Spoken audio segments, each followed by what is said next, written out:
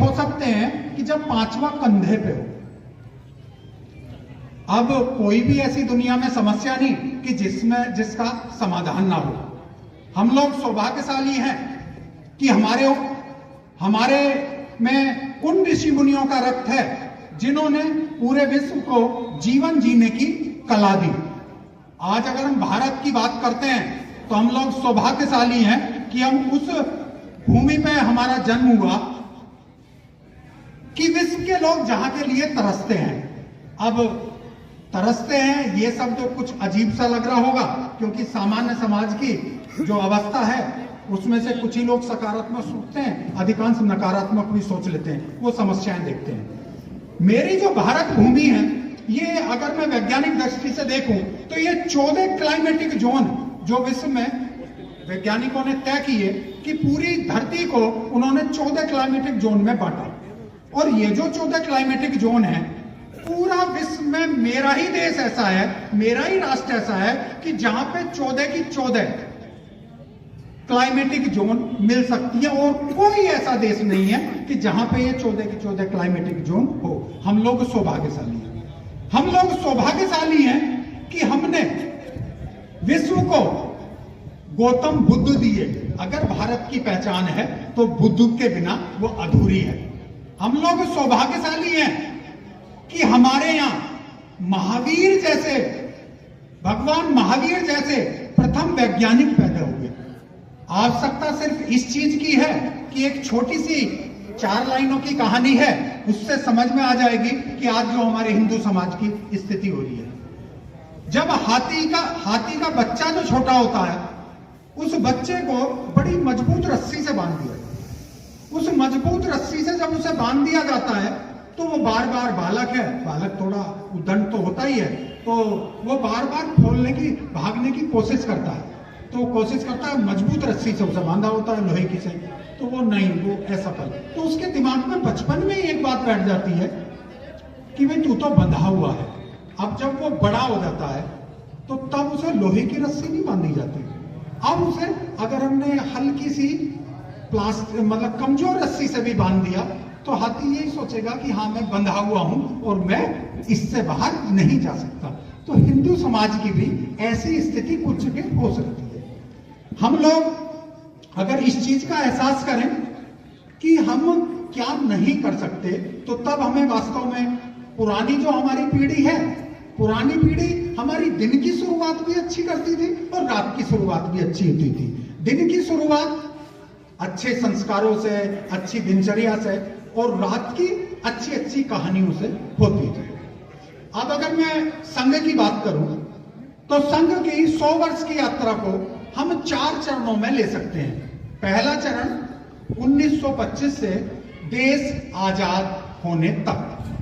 अगर इस समय का देखें तो इस समय आजादी की लड़ाई का, एक तरफ आजादी की लड़ाई का संघर्ष था और दूसरी तरफ एक और भी समस्या थी, देश के विभाजन का डर। तो इन दोनों ही समस्याओं से संगठन को, दोनों ही समस्याओं का समाधान संगठन को करना था, या दोनों की चिंता थी।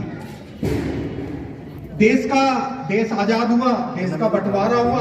बंटवारे में हमारे हिंदुओं के साथ या हमारे ही कुछ भाइयों के साथ क्या नहीं हुआ, ये सोचने की बात है। कितनी उन्होंने कष्ट सहे, कितना उन पे अत्याचार हुआ, तो जिन लोगों ने उसका एहसास किया है, या जो लोग, वो अधिकांश पीढ़ी तो चली गई है, जो पीढ़ी शेष है, अगर हम उनसे उस बात को सुने तो आज भी हमारी रूह कांप सकती है। उस समय ऐसी स्थिति थी कि जो विस्थापित थे, तो विस्थापितों की मदद भी करनी थी, उन्हें स्थापित भी करना था और उन्हें सुरक्षित स्थान पर लाना भी था। संघ के स्वयंसेवकों ने बखूबी से इस जिम्मेदारी को निभाया। दूसरी तरफ लंबे समय से देश में ऐसे विचारधारा राजनीतिक रूप से हावी थी कि जो राष्ट्र के लिए समर्पित जो भाव होना चाहिए, जो राष्ट्रीयता जितनी अंदर तक होनी चाहिए, वो उन लोगों के दिखाई नहीं देती थी। अब मैं नाम किसका लूं, सब लोग जानते हैं कि कौन लोगों ने किन लोगों ने देश के ऊपर राज किया। इन सब संघर्ष के साथ ही डॉक्टर साहब ने कि एक छोटा सा बालक पढ़ा लिखा क्वालिफाइड, और उसने एक ऐसा संकल्प लिया कि मैं विवाह ना करके मैं इस हिंदू समाज को संगठित करूंगा और इस सोई शक्ति को जगाऊंगा। तो पूरे देश में संगठन को खड़ा करना, और संगठन को भी इस तरह से खड़ा करना कि जो लंबे समय चल सके। अगर हम देखते हैं जैसे विश्व में लगभग 450 धर्मों का धरती पे आए, कुछ धर्म ही चल रहे हैं, बाकी धर्म कहाँ आए कहाँ चले गए पता नहीं। ऐसे ही संगठनों का है, बहुत बनते हैं बहुत बिगड़ जाते हैं। कोई संगठन बना, किसी में चार्ज लगा पैसे का, किसी में चार्ज लगा अहंकार का, किसी में चार्ज लगा और किसी का। तो इन सबको सोचते हुए अपने प्रथम पीढ़ी के लोगों ने एक ऐसी सुंदर व्यवस्था दी कि जो कितने ही लंबे समय आप चला लीजिए, कि जैसे हमारी प्रकृति ऑटो मोड पे लगी हुई है, ऐसे ही वो सिस्टम भी सारा ऑटो मोड पे है। जैसे किसी भी संगठन को चलाने के लिए सबसे पहले गुरु की आवश्यकता होती है। तो कुछ लोगों ने कहा कि संगठन के लिए कि डॉक्टर साहब आपने इसकी स्थापना की है तो आप इसके गुरु बन जाइए। तो नहीं, डॉक्टर साहब बहुत आगे की सोचते थे। तो उनके मन में ये विशाल जो एक छोटा सा बीज उस समय उन्होंने रोपा था, उस समय ही उन्हें ये विशाल वट वृक्ष दिखाई दे रहा था। तो उन्होंने कहा नहीं, इसके लिए हम गुरु के स्थान पे एक ऐसे चीज को चुने कि जो सर्व हिंदू समाज के लिए मान्य हो। अब ऐसा तो ये जो परम पवित्र भगवा ध्वज है, ये एक ऐसा प्रतीक है कि जो अगर हिंदू कोई भी व्यक्ति देखता है तो मेरा पूरा इतिहास इसे देखने मात्र से मेरा रोया रोया देख के इसे खड़ा हो जाता है। तो ऐसे परम पवित्र भगवा ध्वज को अपने गुरु के स्थान पर रखा। दूसरा, किसी भी संगठन को चलाने के लिए आवश्यकता धन की होती है। तो धन के लिए पर्याप्त समाज में लोग होते हैं, तो सबका रहता है कि मैंने अगर इस हाथ दिया तो मैं तत्काल ये चाहता हूं कि उसका मुझे लाभ भी मिल जाए। तत्काल मैं चाहता हूं कि अगर मैंने 20 रुपया दान दिया है तो तत्काल मुझे स्वर्ग की सीट पक्की हो जाए। मैंने अगर 4 दिन उपवास रखा है तो तत्काल चाहता हूं कि मेरी स्वर्ग की सीट पक्की हो जाए। तत्काल यानी कि कोई ना कोई व्यापार। तो अपने संगठन में इस तरह की व्यवस्था हुई कि संगठन को जो चलाएंगे उसमें ना कोई चंदा करेंगे, ना कोई उसमें रसीद काटेंगे, ना कोई शुल्क होगा। वो कार्यकर्ताओं से ही वर्ष में एक बार कार्यकर्ता जो अपने होंगे, उन कार्यकर्ताओं जो अपने संघ के स्वयंसेवक हैं, वो वर्ष में गुरु दक्षिणा के रूप में जो अर्पित करेंगे उससे ही संगठन को चलाना। तो संगठन को चलाने के लिए सबसे पहले संगठन तय हुआ कि भाई संगठन जो है करेगा क्या। आज अगर कोई पूछे कि संघ क्या करता है तो आराम से कहते थे संघ तो कुछ नहीं करता। हाँ, संघ का कार्यकर्ता सब कुछ करता है, संघ के स्वयंसेवक सब कुछ करते हैं। तो उसी बात को लेके कि भाई इस तरह से हम काम करेंगे। अब नागपुर से और ऐसे पूरे देश में जाना हो। अब आप कल्पना कीजिए कि जब उत्तर प्रदेश में संघ का कार्य शुरू हुआ तो आप कल्पना कीजिए कि एक बालक को एक टिकट और 20 रुपए देके कहा जाए कि आप लखनऊ जाइए और आपको उत्तर प्रदेश में काम खड़ा करना है। एक बालक, कक्षा 12 का बालक, और उसके पास एक एड्रेस और 20 रुपया रेल का टिकट, और उससे कहा जाता है कि उत्तर प्रदेश में काम खड़ा करना है। रेलवे स्टेशन जाता है, उतरता है, उतरने के बाद में उस स्थान पर जाता है और वहां जाने के बाद में देखता है कि जिसका पता मिला है वो भी स्वयंसेवक नहीं है, हाँ सिर्फ विचार से जुड़ा हुआ है। तो वो जाता है, वो बताता है, चिट्ठी देता है, तो चिट्ठी में लिखा होता है कि इस कार्यकर्ता की रहने की व्यवस्था कर दीजिए।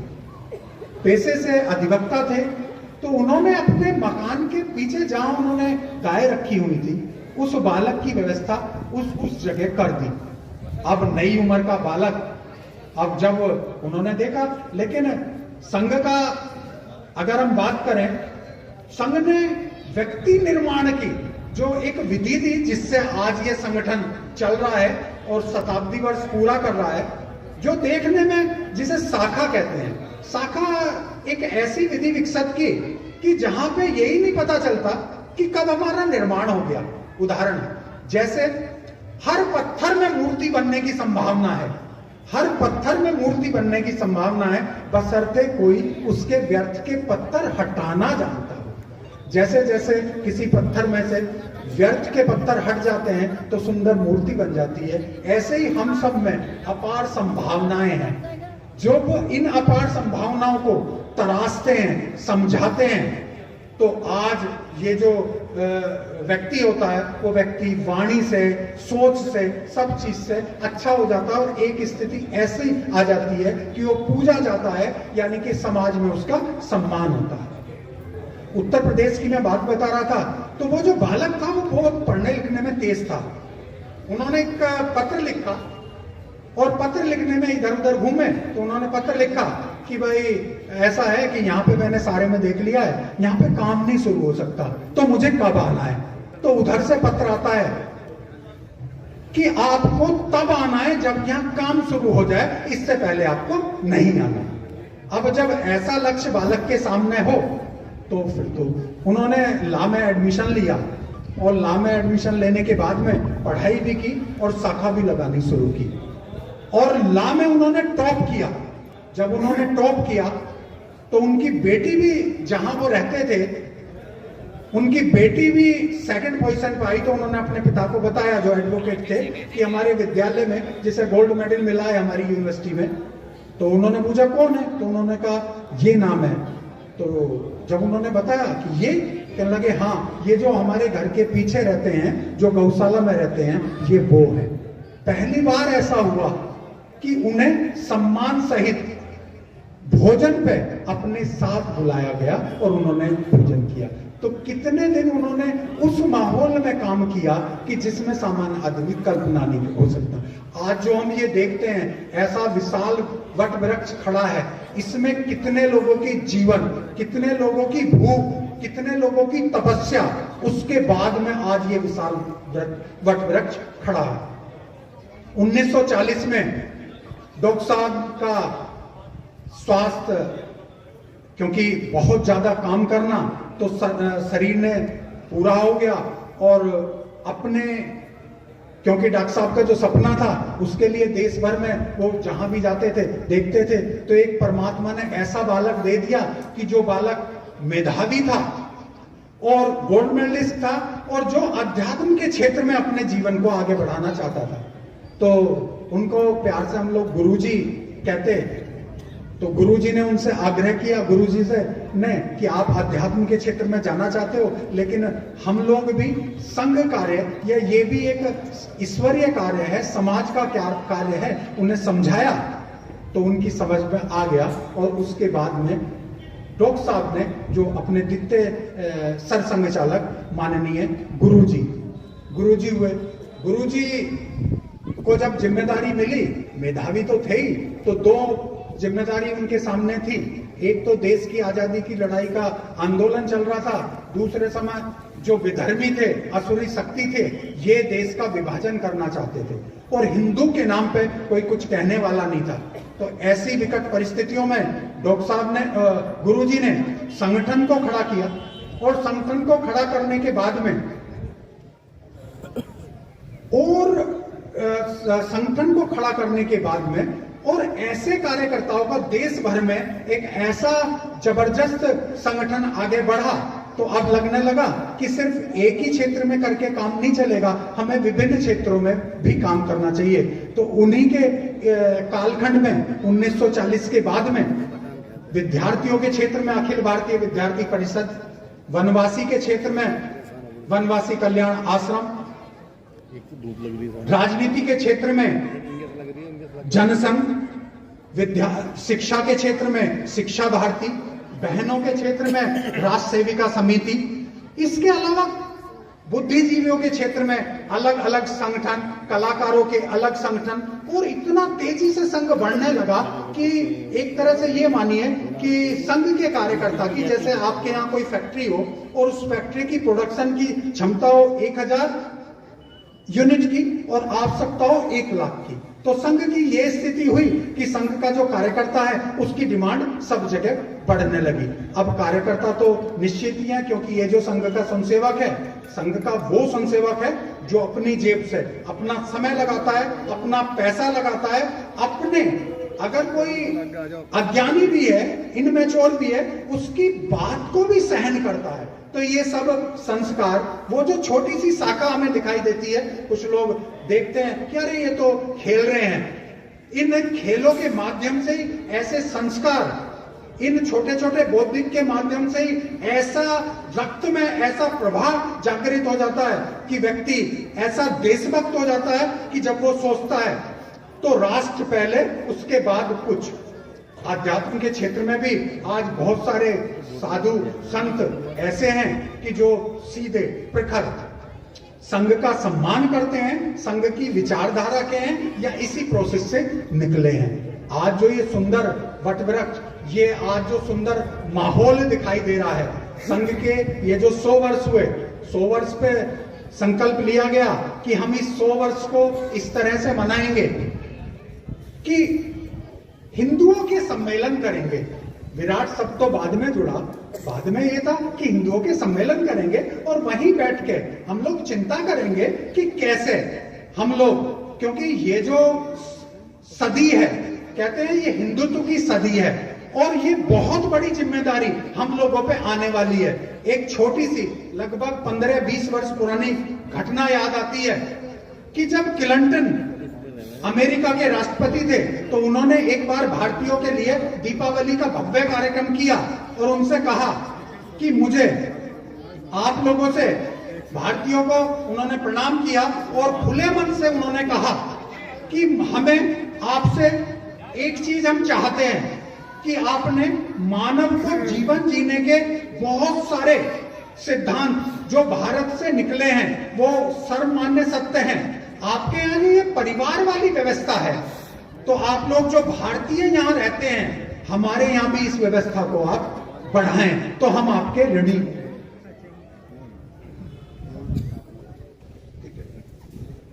अब क्योंकि विषय ऐसा है, लंबा है, संघ ने शताब्दी वर्ष में यह प्रयास किया कि हम किस तरह से इसे मनाएं। तो सबसे पहले तो सर्व समाज के सहयोग से सब लोग काम करें। एक बात उसमें पंच परिवर्तन की बात कही। पंच परिवर्तन जो सबसे बड़ी आज समस्या दिखाई देती है वो दिखाई देती है सामाजिक समरसता की, भेदभाव की, ऊंच नीच की। तो इसके लिए सर्व समाज से आग्रह किया कि सज्जन शक्ति को साथ लेके आप समरसता का भाव समाज में जागृत हो, इसके लिए हम सभी हिंदू समाज को सज्जन शक्ति को लगना चाहिए।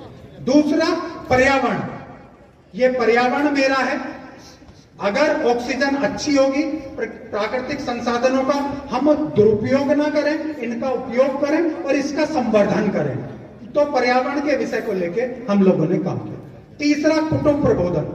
कुटुंब प्रबोधन, आज हमारे परिवारों की स्थिति बड़ी दयनीय हो रही है, हमें चिंता करनी है कि किस तरह से मेरे परिवार रूपी वो ढांचा खड़ा रहे, परिवार रूपी वो संस्था चलती रहे।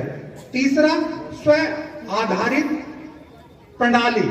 आज देखता हूं मैं तो मेरी जो जीवन जीने की पद्धति है वो मेरी जीवन जीने की पद्धति स्वयं पे आधारित हो, वो राष्ट्रभक्ति से, स्वदेशी से, यानी कि मैं दूसरी चीज पे आधारित ना हो, मैं खुद ही अपनी चीजों पे आधारित हूं, मेरी दिनचर्या अच्छी हो।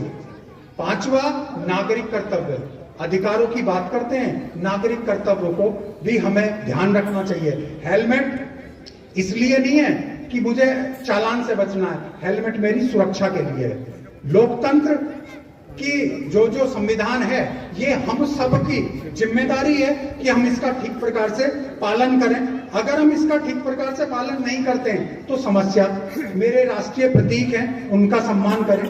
दूसरे महापुरुष हैं, महापुरुषों को आज हम जातियों में बांट देते हैं। नहीं, ये महापुरुष एक का नहीं है, वो सभी का रहता है। तो ये जो समाज में बहुत सारी समस्याएं हैं, इन सब का भी के लिए सज्जन शक्ति को साथ लेके ये जो समस्याएं समाज में आ रही हैं, इन सबको दूर करने का संघ ने कि कंटिन्यू हम इस पे काम करेंगे और इस पंच मंत्र को लेके हम काम करेंगे।